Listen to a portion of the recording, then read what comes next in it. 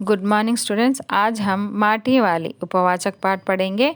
इनके रचनाकार है विद्यासागर जी। माटी वाली यानी पहले ज़माने में जब वो मिट्टी के चूल्हे बनाया करते थे तो उस मिट्टी के चूल्हे के लिए लीपने के लिए माटी को बेचा जाता है।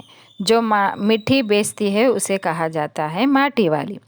शहर के सेमल का तप्पड़ मोहल्ले की ओर बने आखिरी घर की खोली में पहुंचकर, खोली यानी घर, उसने दोनों हाथों की मदद से अपने सिर पर धरा बोझा नीचे उतारा। मिट्टी से भरा एक कंटर, जो कंटर यानी गमेले की तरह होता है, वह माटी वाली है। टिहरी शहर में शायद ऐसा कोई घर नहीं होगा जिसे वह न जानती हो या जहां उसे न जानते हो। घर के कुल निवासी बरसों से वहां रहते आ रहे हैं, किराएदार और उनके बच्चे तलक। घर घर में लाल मिट्टी देते रहने के उस काम को करने वाली वह अकेली है। उसका कोई प्रतिद्वंदी नहीं, मतलब कॉम्पिटिटर, उसके बगैर तो लगता है टिहरी शहर के कई एक घरों में चूल्हों का जलना तक मुश्किल हो जाएगा। वह न रहे तो लोगों के सामने रसोई और भोजन कर लेने के बाद अपने चूल्हे चौके की लिपाई करने की समस्या पैदा हो जाएगी। भोजन जुटाने और खाने की तरह रोज़ की एक समस्या। घर में साफ लाल मिट्टी तो हर हालत में मौजूद रहनी चाहिए। चूल्हे चौकों को लीपने के अलावा साल दो साल में मकान के कमरों दीवारों की गोबरी लिपाई के लिए भी लाल माटी की ज़रूरत पड़ती रहती है। शहर के अंदर कहीं माटा खान है नहीं। भागीरथी और बिलांगना, दो नदियों के तटों पर बसे हुए शहर की मिट्टी इस कदर रेतीली है कि उसमें चूल्हों की लिपाई का काम नहीं किया जा सकता।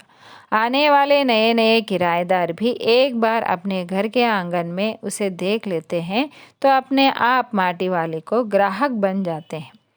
घर घर जाकर माटी बेचने वाली नाटे कद की एक हरिजन बुढ़िया माटी वाली है। शहरवासी सिर्फ माटी वाली को नहीं, उसके कंटर को भी अच्छी तरह पहचानते हैं, मतलब उसकी आवाज़ को। रद्दी कपड़े को मोड़कर बनाए गए एक गोल डिल्ले के ऊपर लाल चिकनी मिट्टी से छुलबुला भरा कंस्थर टिका रहता है। उसके ऊपर किसी ने कभी कोई ढक्कन लगा हुआ नहीं देखा। अपने कंटर को इस्तेमाल में लाने से पहले वह उसके ऊपरी ढक्कन को काट कर निकाल फेंकती है और ढक्कन के ना रहने पर कंटर के अंदर मिट्टी भरने और फिर उसे खाली करने में आसानी रहती है। उसके कंटर को ज़मीन पर रखते रखते सामने के घर से 9-10 साल की एक छोटी लड़की कामिनी दौड़ती हुई वहां पहुंची और उसके सामने खड़ी हो गई। मेरी माँ ने कहा, ज़रा हमारे यहाँ भी आ जाना। अभी आती हूँ।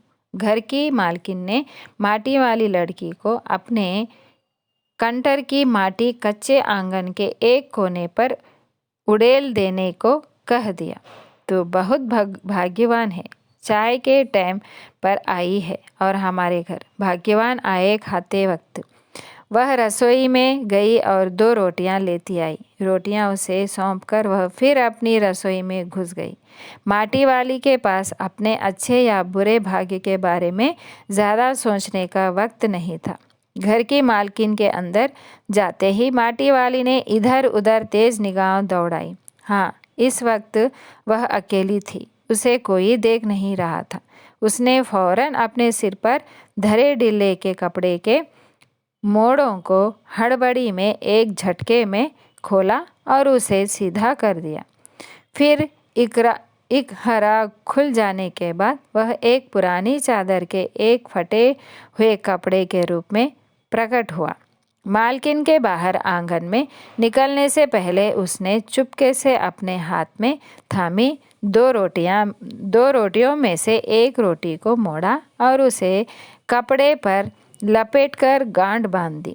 साथ ही अपना मुंह यूं ही चलाकर खाने का दिखावा करने लगी। घर की मालकिन पीतल के एक गिलास में चाय लेकर लौटी। उसने वह गिलास बुढ़िया के पास ज़मीन पर रख दिया। ले सद्दा बासी, साग कुछ है नहीं अभी, इसी चाय के साथ निकल जा।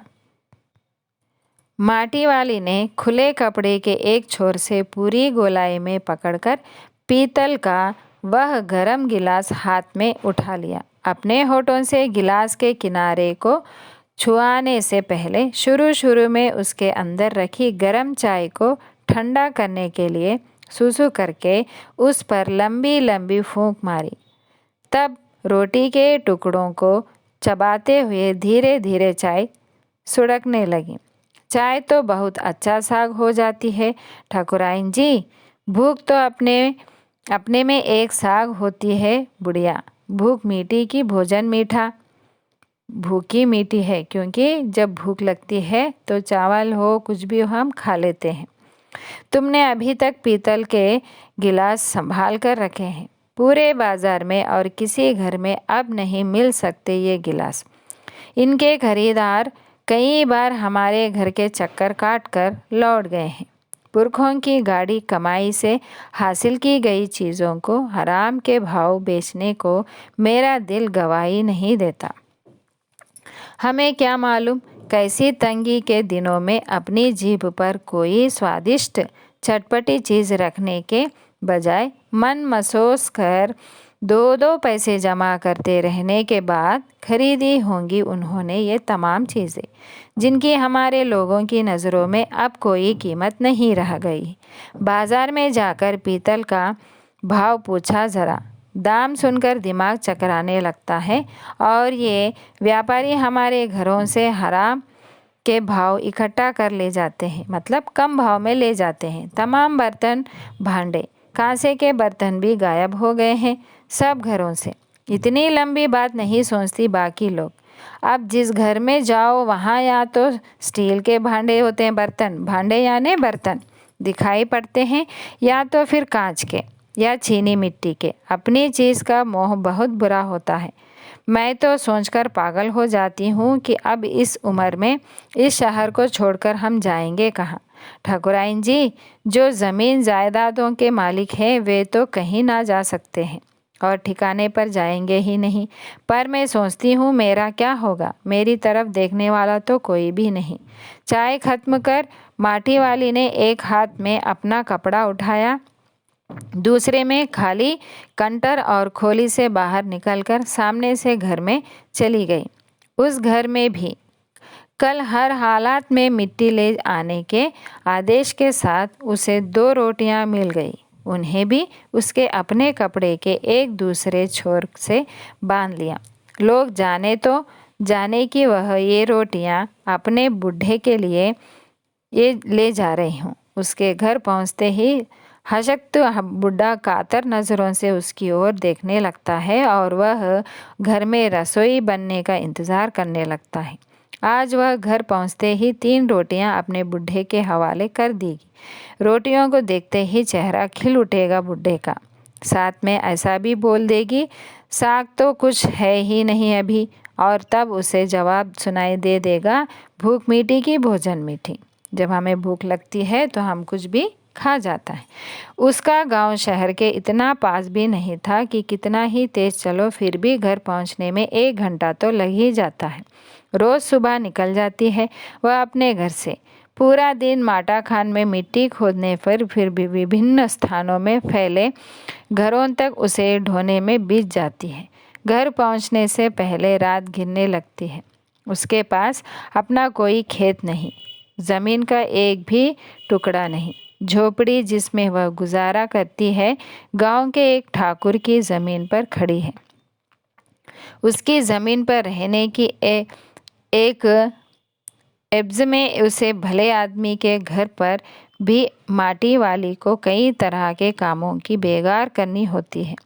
नहीं, आज वह एक गठरी में बदल गए अपने बूढ़े को कोरी रोटियां नहीं देगी। माटी बेचने से हुई आमदनी से उसने 1 पाव प्याज खरीद लिया। पाव मतलब पाव किलो प्याज को कूटकर वह उन्हें जल्दी जल्दी तल लेगी। बूढ़े को पहले रोटियां दिखाएगी ही नहीं, सब्जी तैयार होते ही परोस देगी। उसके सामने 2 रोटियां। अब वह 2 रोटियां भी नहीं खा सकता, एक ही रोटी खा पाएगा या हद से हद 1.5।